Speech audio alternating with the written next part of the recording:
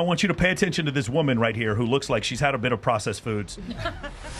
Today, New York Magazine ran a hit piece on Andrew Huberman. Andrew Huberman is a neurobiologist from Stanford who has gotten famous over the last couple of years because he has helped millions of people get healthy. Now, the hit piece was not about how he's convinced millions of Americans to quit drinking alcohol, or how he's explained the dangers of using tobacco, or how he's explained the importance of exercise, or how he's disseminated the information of how getting sunlight in your eyes and regulating your circadian rhythm is crucial for your health. Rather, the hit piece is about his private life. They dig into his private life and his relationships with women. They do this to try to frame Andrew Huberman in a negative light. I think this is extremely disgusting. Once that flame starts to burn very bright, they have no other choice. They have nothing to attack but his personal life. It is insane to me that they ran this piece, and it seems to me they're just trying to tear down somebody who has helped so many people with their health. And I really question why New York Magazine would run this piece. Most of the funding for mainstream media comes from the pharmaceutical industry. It also comes from processed food companies. Right below that is alcohol companies. Here you have somebody who has gained fame and gained millions of listeners, and what does he say? Eat real food, don't drink alcohol, tobacco's bad for you, and he is making a giant impact. He's sold out an arena in Australia. Consumers are beginning to vote with their dollar,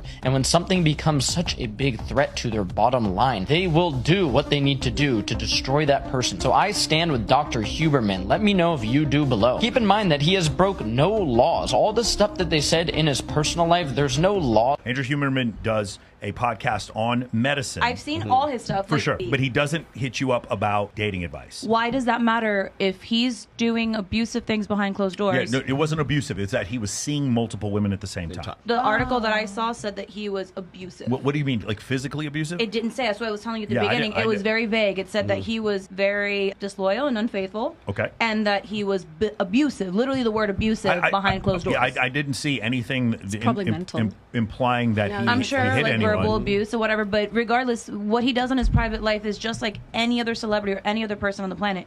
Just because you do something good in the front line and you show that you're a good person or giving advice or helpful does not mean that behind closed doors you get to be a monster. Okay, right. So just consider in other situations when you're supposed to have investigative journalism, you should get multiple sources, right? Correct. Yes, absolutely. So they substantiated nothing of what these women said. He just talked to 6 women who said that we were dating him at different times, and some of them say we're dating concurrently. When they asked Andrew Huberman, they said, I was not seeing this girl at this time or whatever. So they haven't got his side of the story at all. So why is this even news then? Oh, it's because it's one of the biggest stories in the world. Biggest stories on there. Yeah. I think it's because of how famous he is. Yeah, of course. I think when you read the article, there's a few things that are very terrifying about it. Number one, the article begins by talking about the fact that he does give good advice. He really does. And you're trying to tear this dude down and just not get his side of the story. Again, he is not giving advice. Why has he not commented on anything that's been reported? He has. Somebody in his, I don't know if it was a PR agent or whatever, his personal team denoted that there in a couple of cases that the women said that they were dating him at a certain time, and he's like, we weren't together. Ladies, have you ever dated a guy and not exclusively, and then it got exclusive? Yes. And then for a while it wasn't exclusive again? Yes. So that's happened before. Where like you guys are like moves out of your apartment, but you're still sleeping together and it's not exclusive. But you used to be exclusive. So, and then you find out he's seeing someone else and then you get angry. That could happen. Yeah. That actually could happen. We have no context to know what was going on in that situation. Because that's his private life. We don't know those personal things. Yes. It's outside looking in, so why are we defining this person by that? No, stuff, defining this person. right? How about at the end of the article when all 6 of the girls are in a group chat together? Yeah. Get the out of here, dude. Are you kidding me? This is like terrifying to me. Like we're getting into this point where it's like this seems totally normal, and it's not, because remember the media went after Tiger Woods, because Tiger Woods, what did he do? He cheated on his wife with Denny's waitresses and stars. That's why we had a problem with it, because he cheated on his wife. But what did we say about Derek Jeter? Does anyone remember? We said nothing when he Jessica Biel and Jessica Alba and Mariah Carey. We said nothing. What happened with George Clooney? What did we say about George Clooney? We said nothing. Nothing. We didn't say shit about Magic Johnson. We didn't say about any of the dudes. We didn't say anything. You want to know why? Because they weren't married. And now we just dropped the bar. You don't even have to be married anymore. Right. Wasn't it horrible how he cheated on his wife? Wait a second. He's not even married. That's the part that's so crazy to me. Let me see if I can give you some context here. Okay, so Andrew Huberman is how old now? 49? 48, 49, yeah. 49, okay. Jacked. Yeah. Good looking, looks really good. Good-looking guy. Like, takes care of himself, obviously. Has a PhD in something. I think he has 2 PhDs. Okay, yeah, okay. So the guy is at Stanford. Okay, so that's the other thing. Guy is the definition of a high-value dude. Let's just be honest here, okay? I don't know, how tall is he? Probably taller than me. Doesn't Taller matter. than you. Yeah, it makes a difference. He's got enough podcast subs to not make up for being exactly. 5'2". He's good. Yeah, he makes up for it. Then the other part is never been married. No kids, correct? Because I know he was wanting. The article itself said he wanted to have kids. That was one of his future goals or whatever. At 48 years old, right? So by all measurements, this guy is the ideal mate for the women that are like now complaining about this guy. Because according to the article, he had a quote unquote type. Okay, that type was anywhere in the late 30s to early 40s. Okay, she had to be educated. She had to have sort of like take care of herself into paleo or whatever. Taking cold plunges, whatever. Having something that is compatible with him. Right? How much you want to make about the woman who wrote the article is also in that same demographic? Definitely. When I show you the next video, we can confirm that. We will confirm that. So based on the description you're giving me, if you're gonna date this guy, you have to know what you're signing up. Right. That's exactly where I was going. But hold on, but let's talk about this. I agree with you, and I also ladies. You ever met a male stripper or DJ or VIP host who lies about multiple? And has that ever happened to you? Ladies, raise your hand. You live in Las Vegas. Stop keeping your hand down. I haven't dated him, but I know. Okay, but you know what I'm talking about. It happens. Whoever do you mean? This shit happens all the time. I want you to consider this, though, right? I want you to consider this. Those guys, they know what they're doing because they probably, ladies, be real. You or a friend have at least know one guy you've been with that has 100 body count. Oh my God, Yeah, absolutely. Sure. More. All of them. More. Okay, cool. Definitely. Got it? All right, cool. These guys know what they're talking about. Andrew Huberman grew up, or he at least was studying in a part of the world where some of the most hideous women in the country live, which is the northern part of California. Right. And Silicon Valley. while he's there, I'm not trying to be mean. I'm just telling you guys, it's like 17 dudes for every girl, and the guys are rich. And so he lives there. He's studying for 2 PhDs, and then he has a girlfriend. Now, just imagine if you have a girlfriend. The guys who are watching this, you're totally going to be able to follow along. Maybe some of you ladies won't. You have a girlfriend. This is the hottest girl you've ever been with in your life. Then all of a sudden, you get 4 million people following you on YouTube. And women come up to you that are hotter than any woman you've ever seen in your life, just ready to have sex with you. Now, I know, it's so terrible. None of you ladies could possibly imagine why any guy would ever do that. But there's no dude out there who's listening to this is like, yeah, I kind of get it. Like, again, and by the way, you can also cheat and not be a narcissist. Women cheat, and I don't think they're narcissists just because they cheat. You just found something better. You weren't getting what you needed out of a relationship. Men can cheat, and that doesn't make them narcissists. There is nothing about this article. He's done so much to help other people. That is not the activity of a narcissist. So that's why I have a big problem with this. I'm confused as to what is the picture that you're trying to paint? That we don't need to label him because of what he does behind closed doors, or that we don't know enough to accuse him of anything? Yes. Like, what are we trying to get at with this conversation? So 3 different things. Number 1, it's really out of bounds for them to write this article. Number 2, we don't know what the truth is. And even if we don't condone, Mac and Murphy had a really great quote. He was like, I'm not a fan of Andrew Huberman, but I feel gross reading this article, right? Because they're going after him. And the thing is, like, I'm just really curious how the rest of the people in that academic sphere are going to rally around. Is it Lex Friedman going to shun him, or we're going to see a situation where Chris Williamson is going to do? Because here's the thing, because I got news for you. When Chris Williamson or Lex Friedman up, they're going to do this to them too. Oh, yeah. And they better recognize this. This is the same thing with Jonah Hill. All the people who stood up for Jonah Hill were part of a political party that Jonah Hill doesn't belong to, so he was never able to acknowledge it. And I'm worried about the same situation with Huberman, because when this situation is, all the guys that are standing up for him being like, dude, he didn't do anything wrong, they're not part of the same political party that academia is. I don't know what his PR team is like. Because I know he's probably has to have people. When people are asking, well, how come he hasn't like responded to any of this yet? I'm like, if he has a smart PR team, they won't say jack for a while. Yeah. Because what they're going to do is they're going to make it look bad for New York Magazine, which it does now, because we're doing shows like this, because people are responding as the way that they are. Chill at the house, Andrew. I'll make them look bad, because they look bad, because we're about to make them look even worse. Give your PR team a raise, because you did exactly what you should do. So what's happening is they're looking to see which way sort of like the wind blows as far as public opinion is concerned. Now, here's what's going to happen. It's going to be boys against girls. Guys are going to go, he's a genius. I can't believe he's being pilloried like this. And then there's going to be women who are saying he's a manipulative mother, and he's like had 6 women that he at the same time, and he led them on, he was manipulating them, yada yada yada, and that is where the real story is in the meat of this. If hypothetically he is manipulating 6 women, that's wrong. I want you guys to understand, I still think that's wrong. I was looking at all of the conversations in the Twitter feeds about this. All the women were like, he's a manipulative son of a And every dude on there is like, why are you digging into his personal? Number one, we don't know if it's true, but that's not the point. The point is he's not a dating coach and he's not a Christian seminary leader. He is talking about science. He's talking about wearing a Oura ring and then putting like getting some sunlight in your eyes. Like, it's crazy to me. I think that not saying at all that the girls are right for saying anything about his personal life, but I think the point that some of the women are trying to make is that you're taking advice from someone who behind closed doors is not the person he's alluding himself to be, this healthy, well-rounded, mentally, that's my one critique. So, but that's like a lot of people. Well, that makes sense, but how is he unhealthy and not getting enough sunlight because of his Well, I mean, do you want to take advice from someone that tells you that the best optimal way of living is a certain way, but behind closed doors, they're manipulative, they're abusive, they're... Like, who isn't honest? Regardless, you're still preaching to people how to have a better quality of life. And the kind of person who manipulates and cheats and lies and abuses people is not a healthy, mentally and emotionally sound person. So I think that is the only component of this that gets led down a different road, because A, what happens behind closed doors is his business, but B, if there's no proof of it, then I wouldn't even know why they would comment about the abuse. The problem is those 6 women have every right to talk as much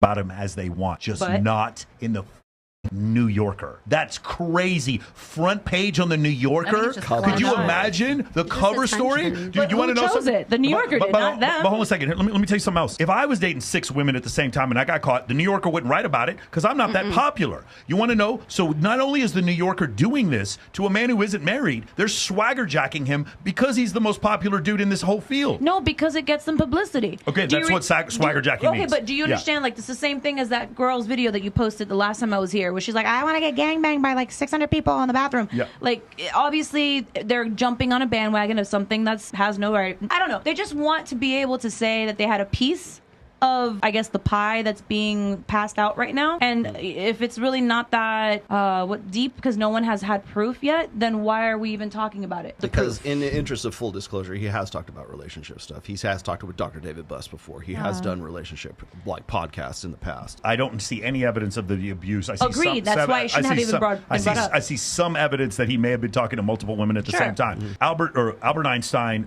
came up with a theory of relativity and won the Nobel Prize for the photoelectric effect in 1921, and he's still his cousin. I'm sorry. Like, should I just stop listening to the guy? It doesn't make any difference. Like, Isaac Newton invented differential calculus when he was 25 years old and died a virgin. So I just shouldn't listen to him because he's bad at dating advice? No. If you're right, here's the thing. If you're right, you're right.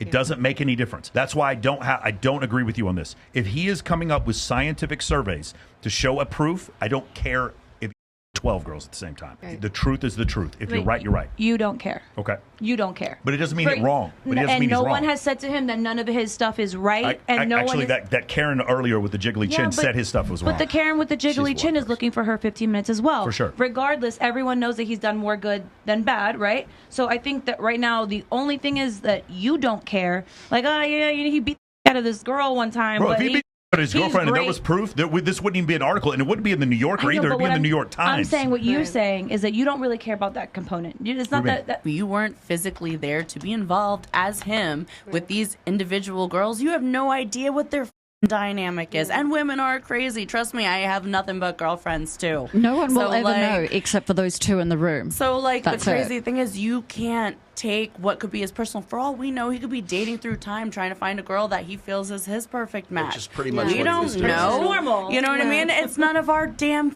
business. And maybe those other girls are dating other men as well. Business life and personal life are 2 different things. Let the man create his livelihood. The other issue is you have relationships that go from exclusive to non-exclusive because you went into a fight. So what we should do is look at the article and see if there's any proof about how the article was written. Do you have any proof about that? Just because somebody writes something and it's their opinion doesn't make it fact. Wait, and yet people will hang to Wayne. anything negative to believe it because it makes them feel better. Go ahead, Lo. So even if I wasn't again, Mac and Murphy, he's not a supporter of him. It just feels gross that they did this. Before I get started, I want to get a few things out of the way. First is, I'm biased in the story I'm about to cover. Dr. Andrew Huberman, he's a personal friend to the point we've exchanged texts, phone calls, we've met in person.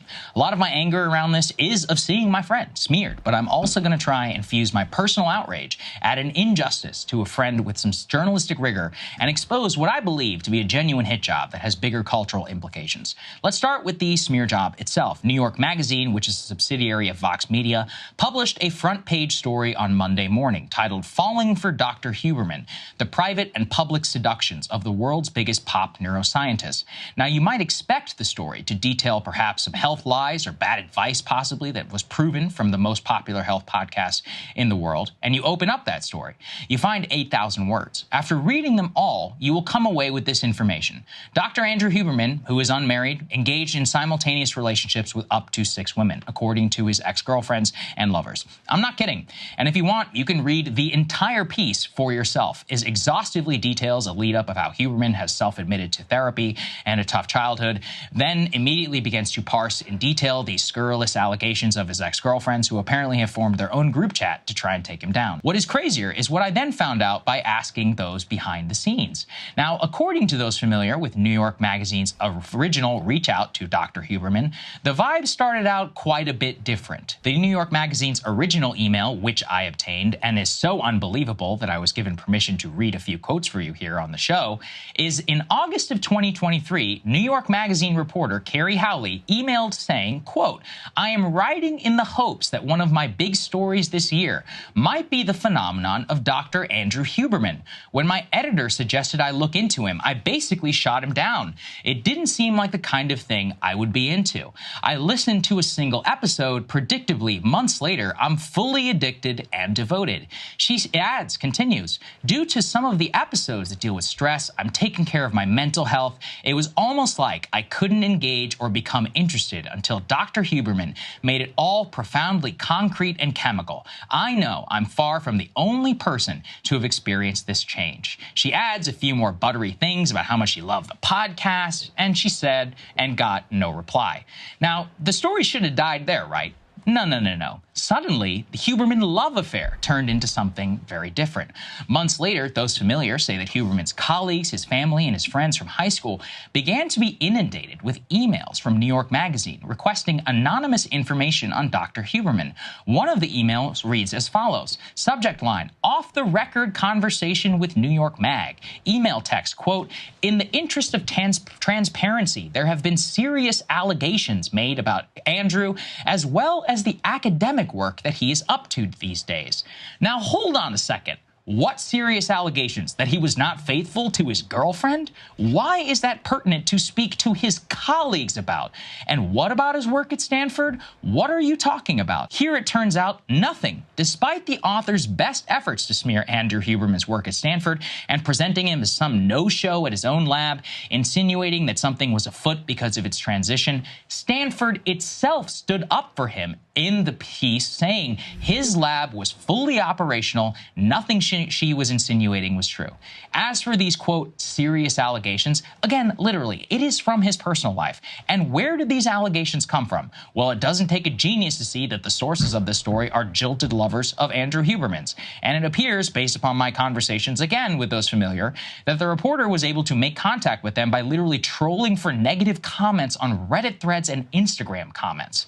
So the timeline is basically this. She asked for a profile and pretended to be a fan. He said no, or basically didn't reply. Then she connects with these jilted lovers, leaving anonymous comments on the internet. Then those claims, including incorrect ones about his work at Stanford, are presented to colleagues, friends, and family of Huberman's, including his own father, to react to. Any positive comments attesting to his character were not included in the story. The full allegations of the women were printed with complete credibility, even though many have exhibited some pretty crazy behavior in their retaliation against him. So, those are the specifics of how this all came to be. But let me just put this aside right now and just say this. Let's say every word of it is true, every last word. What is the relevance of any of this? Not once in this story did they ever dispute a single word that Andrew Huberman ever said on his podcast.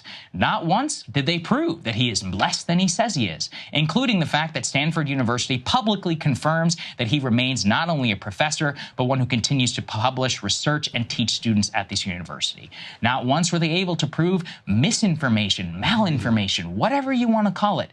This is not a story. It It is a character assassination of, yes, a man who is my friend, but a man who I believe has changed millions of lives for the better. Andrew Huberman does not tell you to do anything. He gives you information that you can research and check for yourself. He gives you protocols like look in the sun in the morning if you want to sleep better, avoid alcohol, and by and large to try and live a healthier lifestyle. Or he will interview a world-renowned scholar on the subject, and he will draw out information that might be relevant to you, if you want it to be. As far as I'm concerned, that's the only thing that's relevant about him. And if they could find anything he said regarding that which is wrong or was malicious, I'm all ears and I wouldn't be doing anything like this. They didn't. That's why I'm doing this monologue. Because this was an attempt, for some reason or the other, to take him down for just simply being the most popular health podcaster in the world. He doesn't have to rely on mainstream media to get this information, and I guess that alone is his crime, for which he has now been sentenced and convicted in the court of public opinion by New York Magazine. It is not right. And if you ever benefited from his advice, you should share this with people you know, so the actual truth gets out there. Just imagine, though, if I'm trying to write an article about you, and I'm like, hey, I'm just a huge fan of all your music, blah, blah, blah. I just tell you all these lies, and then just come up and then start accosting your family members so that I can... What I'm saying is, so two things. Number one, he said correctly, they did not contend anything he said medically. Remember Karen up there saying, I said this guy was a grifter, right? You remember that? That's the issue. So, like, it turns out he wasn't a grifter. Nothing she said was true. And then additionally, when we go back to the other part, it's like we're sitting there like talking about his whole life when they pretended to not do a hit piece on him, and they actually just imagine if somebody was like, hey, Michael, I want you to come on my podcast, and then I go on there, and then they just start showing, like, as soon as I get on, it's like a live stream, and they're like, here's your tax records, and blah, blah, blah. Like, complete, do you understand what I'm saying? Yeah. That's the issue. This was absolutely a hit piece. There's supposed to be some level of journalistic integrity in this country, and that is none. Sure. Your journalistic integrity are his ex-girlfriends. Congratulations, bro. Pulitzer Prize for you. That's incredible. Anyway, so that's what I thought about that. Let me throw in a couple of disclaimers into all of this really quickly here. First off is you got to remember he has a type. That's number one. Between, like, say, 38 and 43 or somewhere around. I've read the article, read it a couple times. When they are describing the kind of girl that he likes to date, that he wants to be with, they all follow this. They repeat this over and over. She's very intelligent. She's very empowered. She's very strong.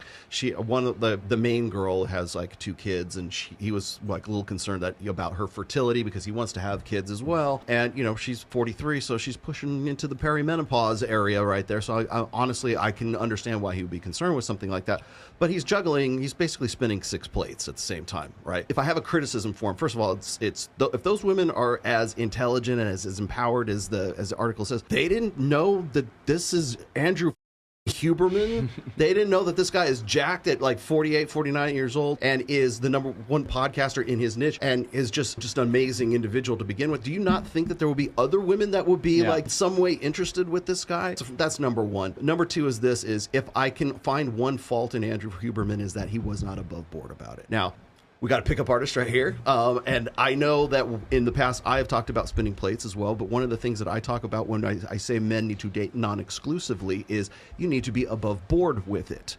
You need to do the opposite of what Huberman was doing, which is trying to juggle or spin 6 plates at the same time. Essentially, I think what a lot of women would like people to believe is that this is the new Tinder swindler, that this is the guy who has all these chicks that he's just stringing along, and they're taking out bank loans for him and everything out. Now, maybe not to that extreme, but if you could turn Andrew Huberman into the Tinder swindler, that sells magazines. That's going to sell a story.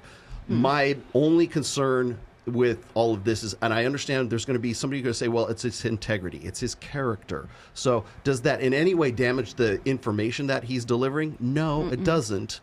But do you now look at him? He's going to be looked at in a different light now. And one of the reasons I titled this episode, Andrew Huberman needs the red pill, is because he should have just simply been above board. You're Andrew Huberman, right? Tiger Woods got screwed because he was married and he was trying to keep it all under the table all the time. Instead of just saying, you know what, I'm going to divorce my wife. This is not the lifestyle that I want to be in now because I realize that I'm Tiger Woods, right? He is Andrew Huberman. And I would say that probably, and this is just me speculating right here, this is a guy who was a Stanford professor for the longest time, didn't have anything near the kind of popularity and the fame that he has right now. He's a household name, okay? And also, good-looking guy, older. he is the archetype of the guy that women of that age bracket, of that demographic, would love to marry. Their ship has come in, their prince in shining armor has finally come in, and they want to believe in the fairy tale, just like the women on Tinder Swindler wanted to believe in the fairy tale. So now you've got this guy who is Hercules for sake. I mean, he's a demigod, and he's got these 6 women. The only thing he up on is he just should have been above board with just told the truth. He just should have just told the truth. The thing is, like, this is me, and this is how I like to live my life. But maybe he did tell the truth. Well, he could have. I think the issue is, well, sometimes when guys will do this, I'm not talking about him specifically, but in general, guys will say, I'm with you, I'm with you, I'm with you, because they don't want you, the girl, to sleep with other guys. No, they want other guys to sleep with you, right? So it's like, it's one thing to date 6 women. I mean, we all know male stripper or VIP host in the city has dated 6 women at the same time. The issue is, in those cases, they're not pretending like they're, well, actually they are. I'm sorry, it's a bad example. I was going to say the other part of this is that he probably went from 0 to hero, right? Yeah, that's exactly right. It's what I call too young, too much, too young, too fast, right? Now, is he too young? It's not about being youthful. It's you're new to this newfound fame, right? So if you take, for instance, you look at, like, say, Dr. Jordan Peterson.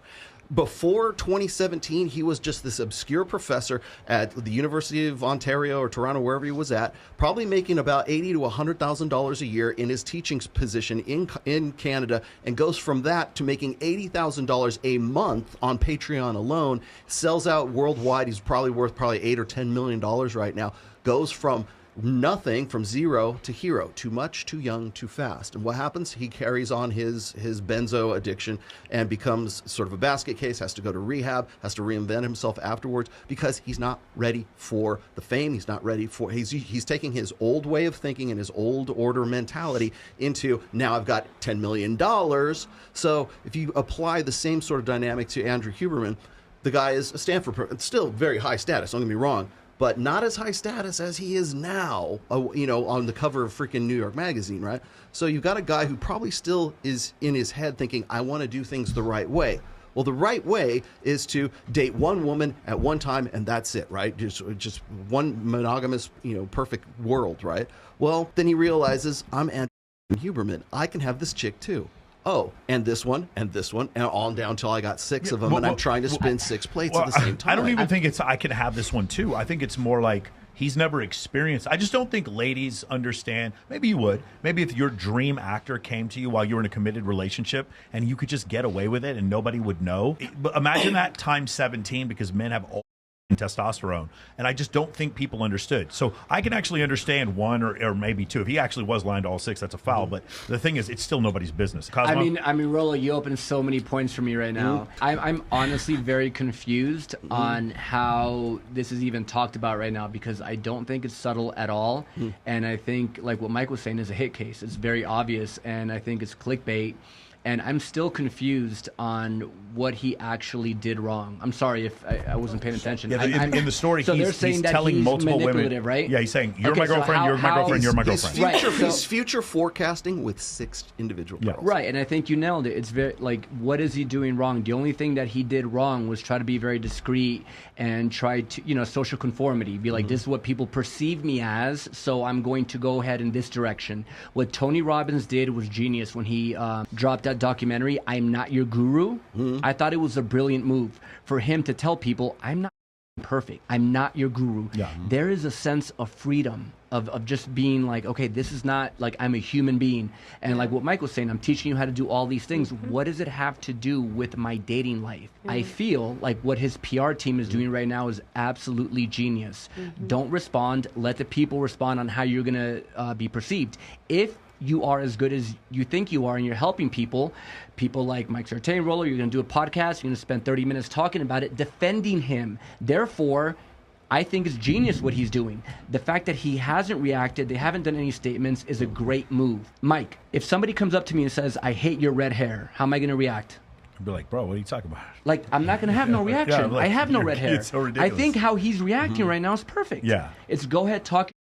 And if I help people, then let them talk for me. And that's the move he's doing right now. Yeah, I'm just really interested because the people who are defending him are not on the same side of the aisle that the academics at Stanford are. So I'm curious, like, how that whole thing is going to work. Do you understand what I'm saying? Yeah. When something's his opinion, he says his opinion. When something's a medical fact, he talks about that. But people are saying because he's a doctorate of neurology, he can't talk about cold plunges. Like, what the fuck are you talking about? Like, it's ridiculous. Like, that is one of the criticisms that I hear. None of the criticisms are actually about the advice that he gives. I mean, there's some vague ones that are in there. The majority of the criticism is about the fact that these 6 women said that he was dating them at the same time. Wait, say it again. Who cares? Yeah, Exactly. that's my point. Who cares? And so many people out there do that. That's his private life. I know. Okay, It's his private, so let him have that. Can we pull this up real quick? I want to show you guys something. And maybe they weren't exclusive. Well, here it is. Stop. Can you stop it real quick? New York Go Magazine. to the beginning. Well, remember what he said? What were the reasons? Who was the main people behind advertising? Anybody? Big Pharma. Big Pharma. Big grub. Processed foods. Big food. Okay.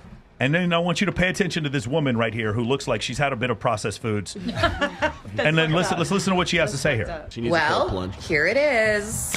New York Magazine putting out this big expose on Dr. Andrew Huberman, and it's not good. And you know what else I want to say? Let the record show. For years on here, I have been calling out this guy, saying he's a little bit grifty. I have been noting some of the things that are in the article about what is actually his area of expertise. What is actually this lab? It's all in the article. A lot of the stuff that I talked about 2 years ago, more than 2 years ago, is in this article. And I got so much crap, in particular from men being like, you don't know what you're talking about. You don't know anything, da da da da da. Kind of seems like I did know some stuff. Do I know everything? No. Does this man seem like a deceitful, manipulative POS? Yes. I do wish, though, that the article focused a little bit more on how he really tries to brand himself as this expert in everything. Like, I have a video up about how when he does his, like, you know, is alcohol bad for you episode. Is alcohol bad for you? He pulls from a study that links breast cancer and alcohol consumption, but it's from 1987. And I've talked to a few people who have said, like, yeah, you really, like, shouldn't, like, actively be pulling the data from that at this point. Because, like, now we have all these genetic markers, etc. And then another thing I would say is, like, you know, I did another one where I showed how, like, he was like, oh, okay, like, we're going to call, like, people are saying moderately running on a treadmill, so I'm going to call that, and, like, he used his own terminology and then based his own theory off the terminology he uses. No, wow, that's so actually damning. not how you do, like, actual studies. Anyway, all of this to say, read the article. Ready here, watch here. I'm going to point at someone who I was saying didn't it read the article before because the article had nothing to do with his medical advice. It had to do with him dating 6 women at once, and she didn't bring that up once. I just, again, normally I would never make remarks about someone's physical appearance. I just think it's funny that a woman with a jiggly chin is sitting there talking about how he's talking about you shouldn't drink alcohol and running on a treadmill. No shit, Karen. No shit. No wonder you don't like that. Stop it. When you heard the previous one, yes, people who process foods, like the food industrial complex, they don't like it when people come out there and tell you to eat paleo, eat real food, stay away from junk food. Yeah. You want to know another one? TRT, testosterone replacement therapy, go to the gym. Because why? Because now I don't need Xanax anymore. Now I don't need an erectile dysfunction pill anymore. I don't watch anymore, so I don't need an ED pill anymore. Oh, you're kidding me. I don't need to. Oh, I can sleep because I go to the gym every day and eat properly. So now I don't need your sleeping pills anymore. You're kidding me. I can actually fix these problems on my own. Let me see. Is there a source on here? What's the #1 source on the internet for that type of information? It's that podcast. And then I see this woman with jiggly chin sitting there talking about he's made it an excuse about walking on a treadmill. Are you out of your mind? Because you want to know who doesn't walk on a treadmill? I can tell you right now. I get this thing, you know, it's like, oh, drink red wine before you go to bed because there's antioxidants. Eat broccoli, they have antioxidants. I don't mind if anyone drinks. Just stop telling me it's good for you because it's not. Yeah. Okay, that's the part that's There's so crazy. other ways to get your antioxidants. But my point is, did this woman at any point talk? You heard it at the end. He goes, I really wish they had gone into more about him being a grifter. They didn't, because he's not a grifter. Because you weren't right, Karen. That's the problem. And that shit made me so angry when I saw this. Because here's the thing. I feel bad initially. I hate the fact that we're even talking about this. Because Andrew Huberman is worth more than probably, as far as his podcast is concerned, he's helped more people. If I was going to say Lex Friedman, Joe Rogan, whatever, Logan Paul, whoever the biggest podcasters are, he's helped more people as far as being a popular podcast, you could possibly say than anyone in the world.